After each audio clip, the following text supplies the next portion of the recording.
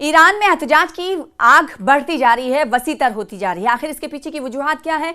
क्यों ईरान की आवाम और ताजिर तबका सड़कों पर उतरा है? इस पूरे एहतजाज के पीछे की कहानी क्या है, आपको बताने के लिए हाजिर हैं हम। आदाब, इस्तकबाल है आपका। मैं हूं आपके साथ सना वारिस। वो ईरान जो अमेरिका और इसराइल को अपने घुटने पर झुकने के लिए, झुकाने के लिए मजबूर करता रहा, मजबूर यहां तक कि कर दिया, उस ईरान के अंदर खाने क्या चल रहा है? आखिर ईरानी अवाम और ईरानी ताजिर क्यों इकट्ठा होकर एहतजाज कर रहे हैं? यहां तक कि सिक्योरिटी एहलकारों को निशाना बनाया जा रहा है। इसके पीछे की वजूहात क्या है, आपको बताएंगे इस वीडियो के जरिए। तेहरान के करीब चाकू के हमले में पुलिस एहलकार हलाक हो गया। जैसा कि हमने आपको बताया कि शिद्दत की एहतजाजी शिद्दत का प्रदर्शन चल रहा है कि लोग जो सड़कों पर उतर रहे हैं वो पुलिस एहलकारों पर भी हमला कर दे रहे हैं। और ईरान में ये सिलसिला जो है एहतजाज का, वो 12वें रोज में दाखिल हो चुका है। यानी 11 रोज एहतजाज के मुकम्मल हो चुके हैं। 12वें रोज में सिक्योरिटी एहलकारों को एहतजाजी मुजाहिरीन ने निशाना बनाना शुरू कर दिया।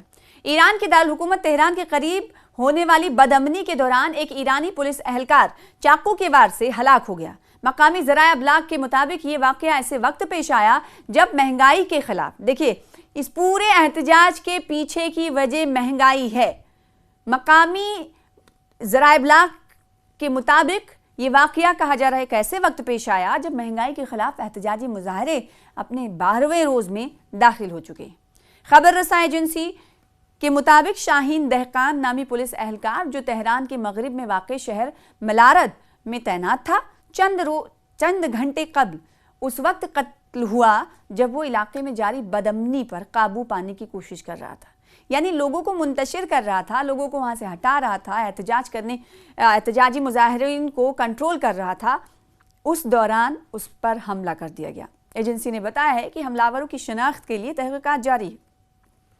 अब सवाल उठता है, ईरान में ये कब से शुरू हुआ? जब 12 रोज हो चुके हैं तो ये एहतजाजी मुजाहरे 28 दिसंबर से शुरू हुए। तेहरान के बाजार में ताजिरों की हड़ताल से शुरू हुए, जिसके बाद ये तहरीक फैलती चली गई और अब ईरान के 31 सूबों में से 25 सूबों तक ये चिंगारी पहुंच चुकी है।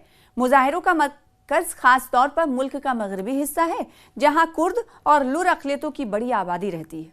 बुध के रोज भी ईरान के मुख्तलिफ शहरों में नए मुजाहरे किए गए, जिनमें बाज़ मकामात पर तशद्दुद के वाक़यात पेश आए और सिक्योरिटी फोर्सेस के 2 एहलकार हलाक हुए। ये सब कुछ उस वक्त हो रहा है जब सदर मसूद पेज़ेश्कियान हालात को पुरसुकून करने की कोशिश कर रहे हैं।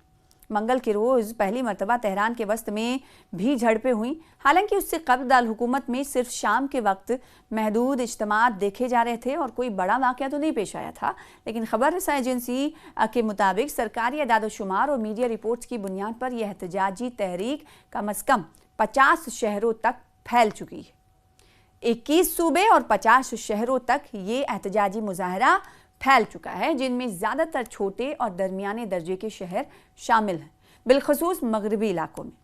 सरकारी ज़राए के मुताबिक अब तक इन मुजाहिरों के दरमियान कम अज़ कम 15 अफराद हलाक भी हो चुके हैं, जिनमें सिक्योरिटी फोर्सेस के एहलकार भी शामिल हैं। दूसरी जानिब इंसानी हुकूक की तंजीमों का कहना है कि 8 सूबों में कम अज़ कम 27 मुजाहिरीन सिक्योरिटी फोर्सेस के हाथों मारे गए हैं, जबकि 1000 से ज़्यादा अफराद को हिरासत में लिया गया है।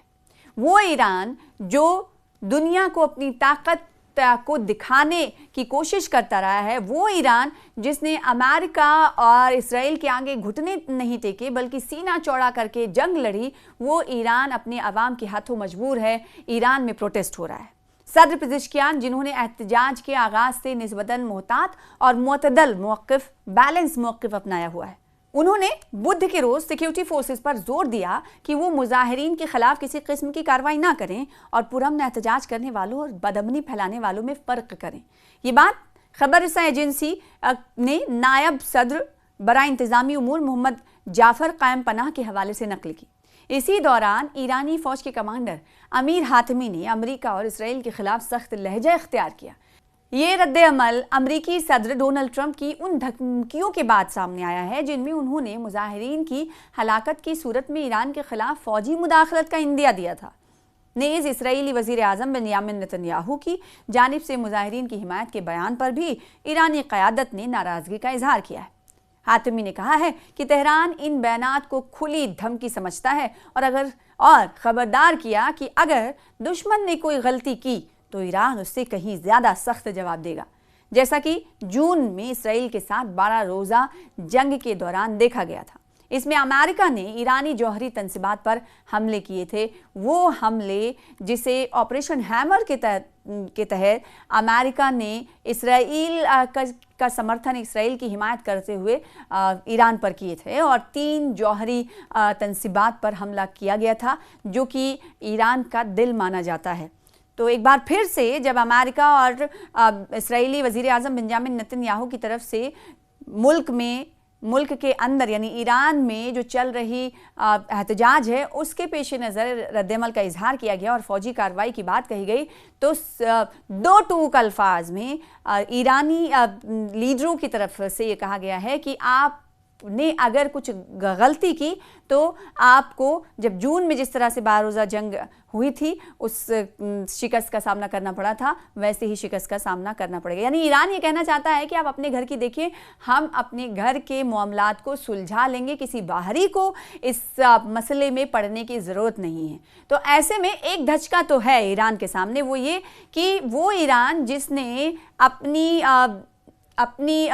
ताकत और हिकमत के चलते दुनिया के सामने अपनी जो मौजूदगी है उसे कहीं ना कहीं गहरे लफ्ज़ों और उसके गहरे माने बताए थे, तो कहा यह जा सकता है कि आज वो ईरान अपने ही लोगों के हाथों मजबूर है।